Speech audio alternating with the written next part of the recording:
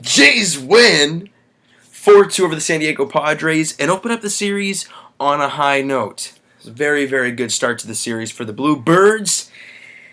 Let's talk about this ball game because I was very, very happy to see this, and it was one of those games where you're like, you know what? That felt nice. One of the games earlier, well, not too long ago actually, I think it was the Arizona Diamondbacks. The first game we won 4-1. That was just one of those games where I'm like, you know what? That's just a good win.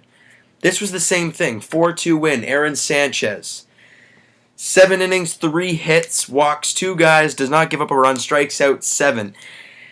Wow. And the questions still swirl of him possibly going back into the bullpen. We'll talk about that after we go over this game. I have a little bit I want to say about that.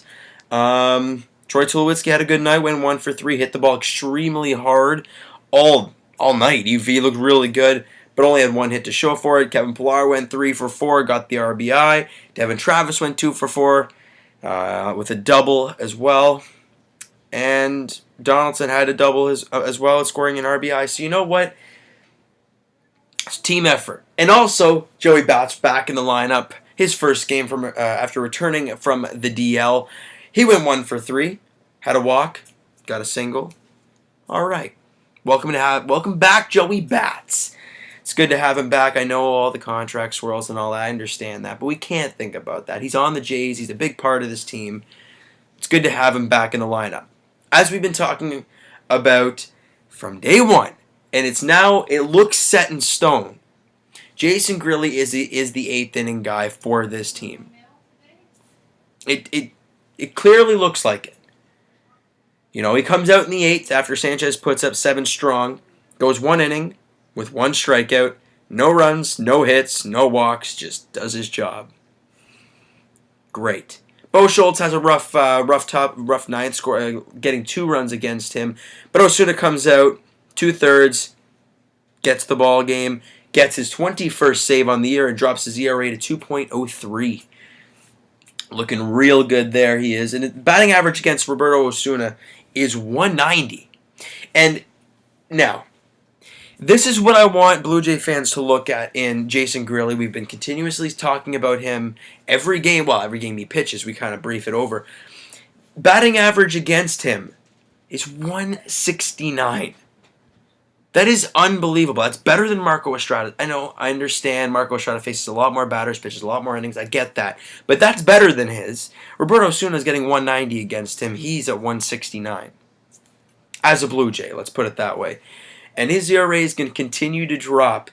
Wouldn't it be hilarious if by the end of this year, which is possible the way he's playing, can Jason Grilli get his ERA under 3 for both teams? As of right now, he's threatening to get into the 1s as a J. But, his total ERA, we don't know that as of right now. It was 3.74 going into this ball game. We don't know for sure what it's going to be after this, but I want to see it get under 3. Have him and Osuna with great numbers going into the playoffs. Be totally confident in them. Good to go. So that's pretty much teeing up that game. Let's talk about Aaron Sanchez now. Now, what I think this team should do, Aaron Sanchez doesn't look like he's hurting.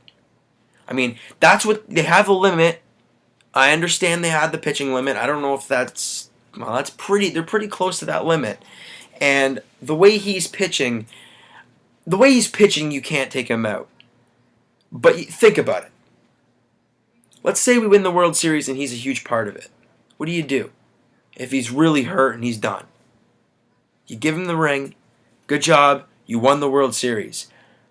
But your career is over, or you'll be out a year, you're having Tommy John surgery, or something like that. We don't want that. We want him for years to come to be a great, great pitcher. However, we want him to be great right now for a long period of time and into the playoffs. I understand that. But he's not showing any signs of fatigue. He's not showing any signs of pain. He's not showing any signs of slowing down. If not, he's getting better.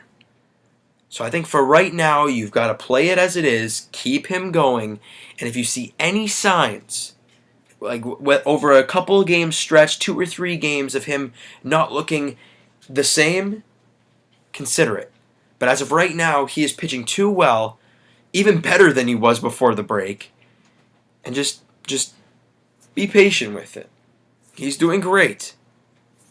That's my opinion. Let me know in the comments your opinion on Aaron Sanchez and what they should do with him. I'd love to hear everybody's opinion and read it over. Maybe comment back to you guys. I want to get some interaction going. I want to be able to talk about the situations with this team. Speaking of another situation, Ken Rosenthal says that the Blue Jays are the front runners to get Melvin Upton Jr. And a lot of Jays fans are saying, well, why do we need him? You've got Bautista, you've got Pilar, and you've got Saunders in the outfield. Why would you need him? Plus, his contract's through the roof. I understand all those points. Think about him. If you really got to look into this guy's statistics to know what this guy can bring.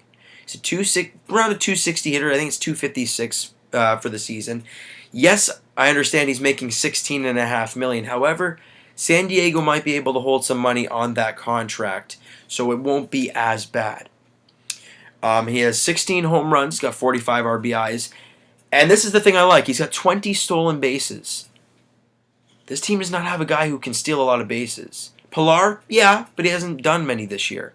Obviously, he might have not had the situations to, but he hasn't. Melvin Upton Jr. has. Now, where can he fit on the team? He can platoon with Saunders. If Saunders has had a tough few games, throw Melvin in there for a game or two. Let Saunders just hit a lot of BP, keep him going, put him in there, right? That could be a situation. Bautista could DH one day. Give Melvin some time out in the outfield. Bautista's going to have a day off. Put Melvin in the outfield. I'm pretty sure, don't quote me on this, but I think he could play first base as well.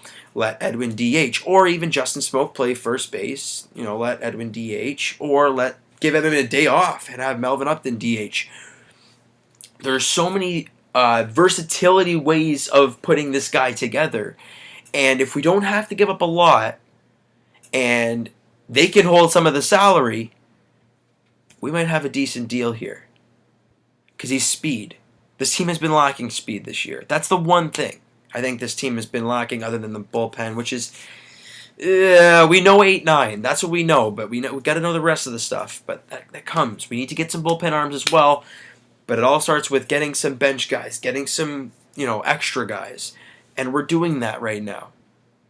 And I think getting Melvin Upton Jr., like I said, at an okay price with decent amount of cap space retained, and for maybe not a great prospect or a middle of the road, doesn't look like he's going to pan out kind of prospect, okay, fine. But you can't give up a top prospect. You cannot take $16.5 million if you're trying to, because if you make that trade go through and you're giving up a prospect for him, you're basically telling every Blue Jay fan that Edwin, Saunders, and Bautista are gone. That's pretty much what you're saying. So, if it, I've said it a couple times already about the cap and the price, that's what we're going to look at. I might make a separate video for that trade if and when it does happen. I hope it does, because I feel like he'd be a really good piece for this team. Now, we've talked about some news. We talked about Aaron Sanchez, because we had to a little bit. Talked about the game. Let's talk a little bit about tomorrow's game. So, it's another night game. Marcus Stroman against possible future Blue Jay, Andrew Kashner. That's going to be interesting. That's going to be very interesting. Can Marcus Stroman pitch very well? Can Andrew Kashner pitch very well, up his trade value? Please don't, but be good here. You know what I'm saying. It's going to be interesting to see, because we're playing against the guys we're trying to trade for. It's really weird. But if we can get the W tomorrow, win the series nonetheless, and go into the finale looking very good with Marco Estrada against a guy with almost a 7 ERA, they look good. Tomorrow's game, I think, is the game where you really want to knuckle down and get this win. The Jays got to go on winning series streaks, if not winning sweeping series, things like that. If they can start doing that more, we'll be good. So to wrap things up, standings update, Boston lost today, Baltimore won. So that means Jays are 3 games back in the division still, as they won the last 2 games. So did Baltimore.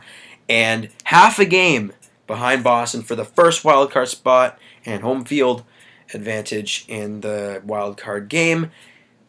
We'll talk to you guys tomorrow night after hopefully a 3rd straight Blue Jays win and a guaranteed series win. We'll talk to you guys then.